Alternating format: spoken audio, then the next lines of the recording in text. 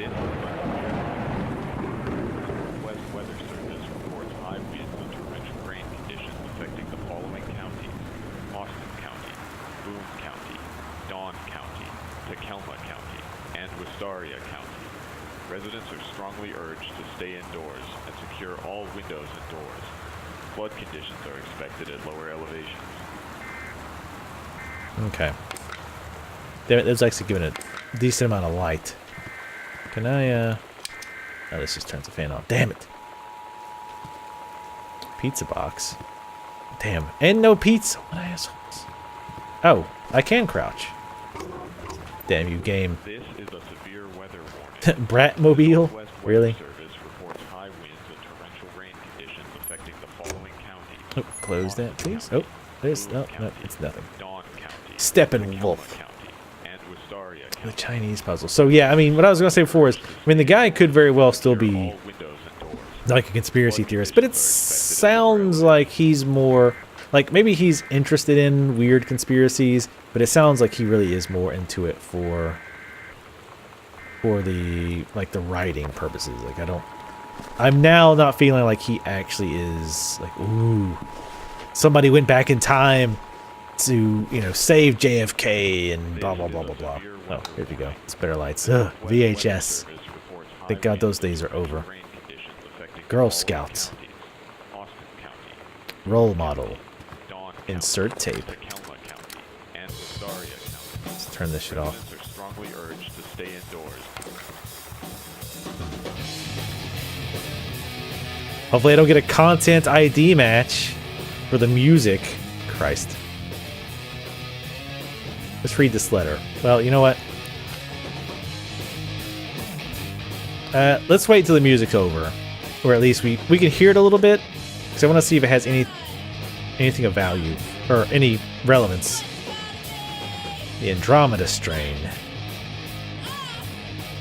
Airplane. Moonraker. Ah, yes.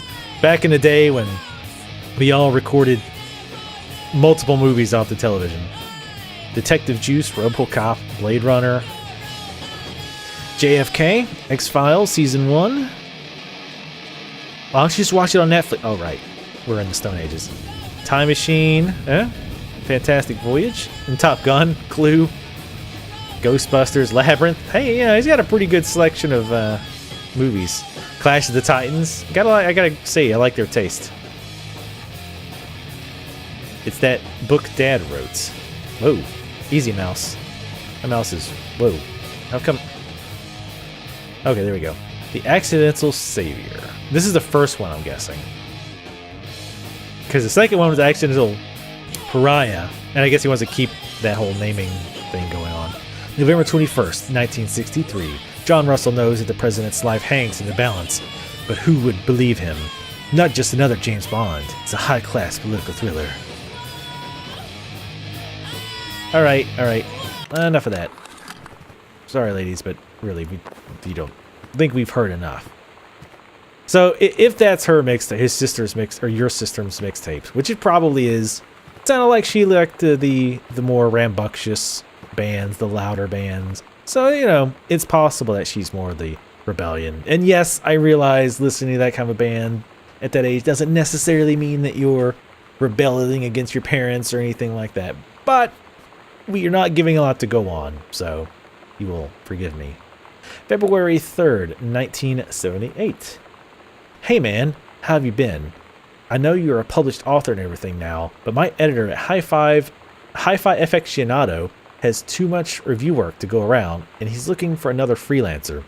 Naturally, I thought of you. In your cast letter, how much of a pain it's been trying to find a publisher for your latest work of literature, and writing stereo reviews is dead simple. Sit at home with a glass of scotch, listen to some records, and write up how it sounds, and then get paid.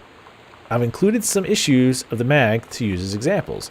If you're interested, send some samples to my editor, and tell him your old college chum, Mike, sent you. Here's the address. David Warning. So that's not the guy who wrote us the nasty letter. Because it sounds like this guy, Mike, who you got the job through, is the boss now from reading the last letter. So Anyway, so it sounds like he's been writing reviews for a long time. So he probably started this around 78. So by the time this game started, he's been doing it for like over a decade. 12 years or so. Self-assessment. Okay, we looked at all that. And this is probably where he listens to the stereo systems, I guess. Well, no. I mean, because he's got a lot of records here. But now I look at it, he doesn't have a record player in here. Not that I've seen. Is there any trash? Of course, the waste bins are totally empty, but there's trash everywhere. Grab the soda can. Fizz Right Ginger Ale. I do love ginger ale. This game knows how to speak to me. I gotta say, so far I'm liking this. I'm enjoying it so far. I really like the investigative aspects. I love... I like, you know, Sherlock Holmes and you know, just deductive and trying to figure stuff out. Oh, damn. Trying to figure out, you know, what happened, who done it. That type of thing is very interesting to me, and this game pretty much so far is just that. So I like that aspect of it. David Werning, Hi-Fi Aficionado Magazine. So that is the guy mentioned in the last letter. Let's see, this was in 94, so this was about a year ago. Enclosed, please find a Pioneer CD blah blah blah unit with remote and cables. We did a half-page review from the October issue, so that gives you about 2 weeks to get us the copy for edit. Standard stuff like you gave us on the CLDD502. It's a combi player, so check its CD playback with a few discs, as well as a laser disc, and they want us to definitely hit the signal-to-noise ratio and toslink stuff for high-end buyers. Looking forward to your take on it. Enjoy the unit. That would be a pretty sweet job. You just got to listen to banging audio setups and write reviews on it. Kind of like I do with games. Can I light the candles? Oh.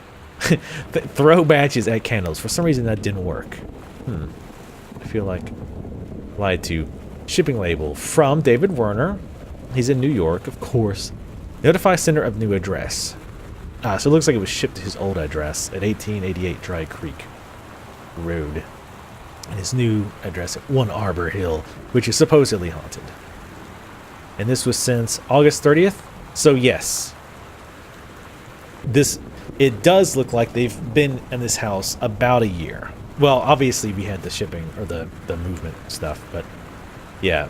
So wait, it's May, June, July, August. Yeah, so August.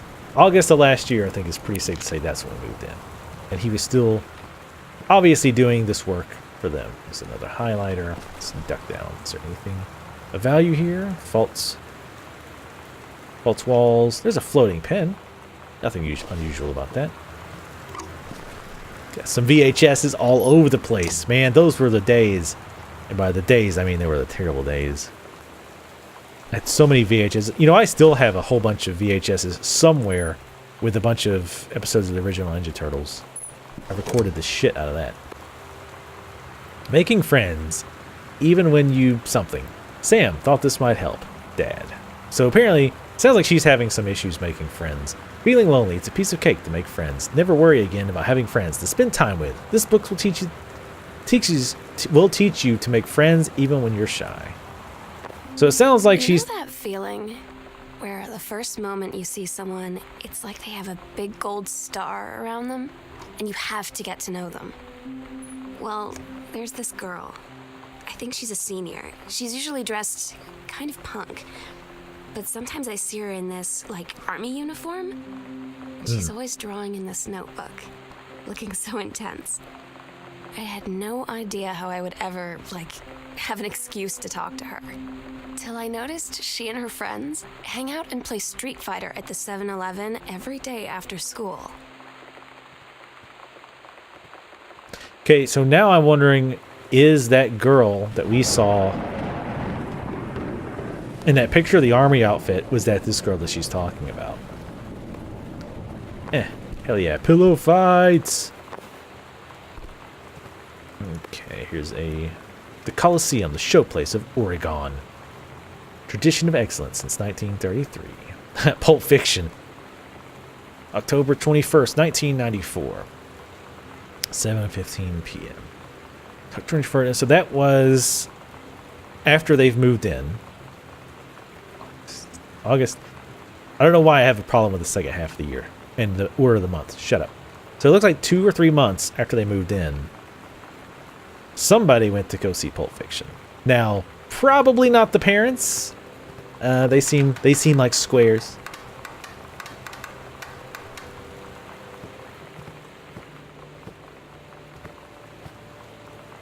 You heard that right.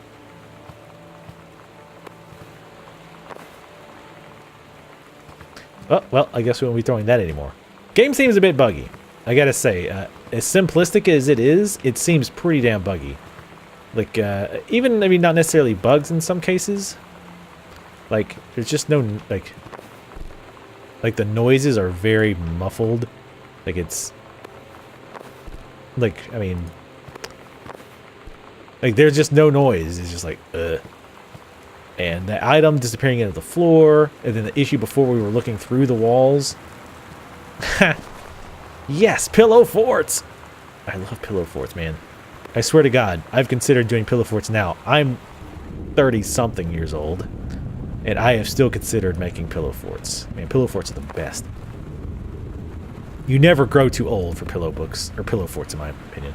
Hauntings and Poltergeists by Leonard O'Rourke.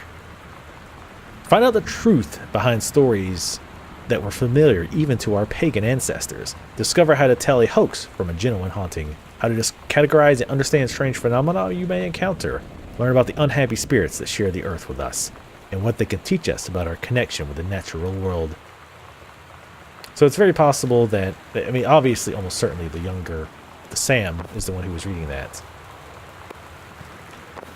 And probably had something to do with this house supposedly being haunted. I'm starting to think she's younger now. I'm starting to think, originally I said I thought she was probably like 15, or I was saying she's probably 16, 17, maybe 18. Now she's seeming more like 15, 16, as opposed to 17, 18. It seems like. But she did leave the house, and I had the impression she drove somewhere. Though, you know, obviously that's not necessarily the case. I feel like she ended up driving somewhere. Anyway. Let's see what's in here. It's closets. What will we find in here? The heaven at the edge of the world. Samantha Greenbrier, grade 2. So she really is young. The Turtle People, part 1. Captain Allegra looked off at the ocean. It went on forever, or so it seemed. Someday she would find the edge and get to the paradise there. Then she heard a cannon fire. Boom! It was the Black Pirate ship, she yelled. I thought we lost them at Horse Island, the first mate said. Looks like you thought too soon. The black ship came along the side. Captain Black himself came out on the deck of the black ship. He yelled to Captain Allegra, "You're never gonna find the edge. There ain't no paradise, and your father were a liar." Captain Allegra yelled back, "Then why do you keep following us, you imbecile?" The first mate yelled out, "We'll stop you, Captain Black. We'll find the edge of the world, and you'll see her father was no liar." The battle kept going until Captain Allegra's ship got away. "Now west," she said, and the ship sailed towards the sunset. It seems like her handwriting has gone to hell. It used to be really good. Now it's bad. Mine was always bad. So, no excuses there. Mine was always... Dear Mrs. Greenbrier, this was in 85, so about 10 years ago. I would like to talk with you about the stories that Samantha has been writing lately. They are what I would expect from little boys in class, which, along with a few other tendencies I have observed, brings me a bit of a concern. Please call to schedule a parent-teacher meeting at your earliest convenience. Thank you, Karen Brown. So this part was, I don't know if you would call this spoiled, but my understanding was that I thought the character you were playing was a lesbian, but I think that maybe it's your sister who is, and I'm really starting to kind of think that is the case. She did mention Samantha specifically in this letter, correct? Yes, Samantha. And I think that's kind of what they were alluding to, that the teacher was alluding to there, with some of the disturbing tendencies. that maybe she liked the girls a little bit more than she should have, or at least she thinks that she should have. Because, you know, it was the 80s. People were bad back then. They're still bad. Let's be honest, they're still bad. So it may, or being obviously could be both. And of course, you have the picture of the girl in the army outfits, the note, the audio log about the girl in the army outfits. It's definitely pointing in that direction. United States Department of Agriculture, U.S. Department Forestry Manual. So again, remember her mother was in the Forestry Service. Pacific Northwest Conservation Department. Do not distribute to the public. Okay, I can't open it or anything, so just put it back where it was. We have a bunch of coupons. Hey, it's my mom's house. Let's see, just a bunch of coupons.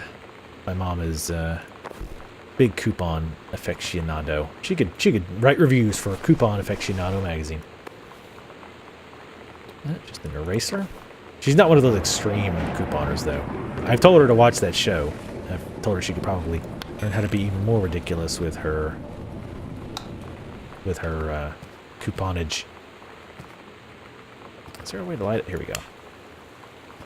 This light's broken. Maybe it's because its heart's not open. Alright, let's check out this room. Man, this guy really likes his books. You think he's an author or something. Oh, right. He is. Okay, anything down here? They do like hiding notes in weird places, which I like that. I feel rewarded when I look into it. Into the white. Alright. Don't see anything up there. Some kind of weird painting. This is a pretty big house. Wow, tons of records here too. Holy hell. Bet Frampton Comes Alive is in there somewhere. The Dave Brubeck Quartet. Open the folder. What do we have? Reproductive System Worksheet. 94? 9/994. This looks like right after they moved, I think. Or maybe even right before. Directions. Below are 2 stories. The events are all out of order. Get a sheet of lined paper. Write Reproductive System Worksheet number 6 at the top. Then choose one of the 2 stories, A or B, and rewrite it. Begin with a title and your name. Find a topic sentence to begin your paragraph. Put the sentences in chronological order. Make sure the last sentence is a good concluding sentence. A. The menstrual cycle. Oh, this is what I wanted to read about. It travels through the fallopian tube. The ovary releases the ovum. About 2 weeks later, since the lining of the uterus is not needed for pregnancy, it comes out through the vagina. Gross. It is incredible how the female body knows how to prepare for pregnancy. If the egg doesn't meet a sperm, it dissolves. While the ovum is developing, the lining of the uterus is getting thick and soft. Another ovum starts to develop in one of the ovaries, and the process begins again. The ovum starts to develop. B. I am produced in the testes. I go from the vas deferens to the urethra, the life of a sperm cell. I go through the cervix and the uterus and into the fallopian tubes in search of an egg cell. I develop for 2 or 3 months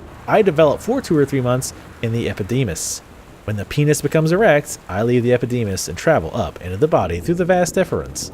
As I pass the prostate gland, the seminal vesicles and the Cowper's glands, fluids are added so that I can live longer and swim more easily. Without me, an egg cell couldn't begin the amazing process of reproduction. The urethra carries me, along with about 200 million other sperm, out of the penis in a process called ejaculation. If I can find the ovum before the other sperm do, I will be the winner, part of a fertilized egg. Wow, anybody overhearing me talk right now is probably incredibly confused. So it looks like this is a work done by Samantha, and I don't remember the exact day that they moved, so I have to think it's probably right after they moved, like very shortly after. Period 4, Health Class, Mrs. Myers. Reproductive System Worksheet number 6. The Menstrual Cycle, a novella. The early morning of September 1st, 1939. Essa Glatz stares at the window of the train as it travels from Vienna back to her home village of Wielam in Poland.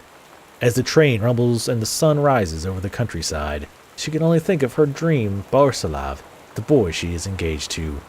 Meanwhile, deep in her guts, an ovum starts to develop. Essa's train approaches its destination. Her heart races. The lining of the uterus is getting thick and soft. As Essa steps off the train, her eyes dart quickly from the gathered crowd. Then, there, her dear Boris. Still in his baker's smock, He must have dropped his early morning duties and his father's shop to come meet her. Her heart skips a beat. The ovary releases the ovum.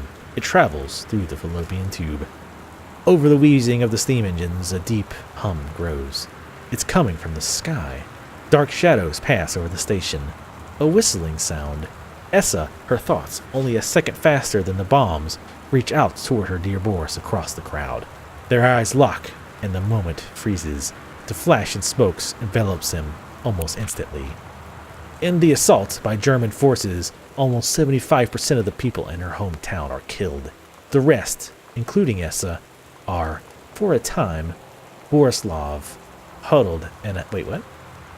The rest, including Essa and, for a time, Borislav, huddle in a half-destroyed church. He is blind. His legs are missing, bandaged with torn bedsheets. Ace's egg will not be meeting a sperm. It dissolves. About 2 weeks... Good timing on the lightning. About 2 weeks later, Boris loses his grip on life. Essa has given up her rations to keep Boris alive, but in the end, nothing can save him. Since the lining of the uterus is not needed for pregnancy, it comes out through the vagina. Essa vows to survive. She sets off to join the Polish resistance as a daring spy and saboteur. Another ovum starts to develop in one of the ovaries, and the process begins again. It is incredible how the female body knows how to prepare for pregnancy. And then the teacher writes, "See me. Oh, you rebellious little punk."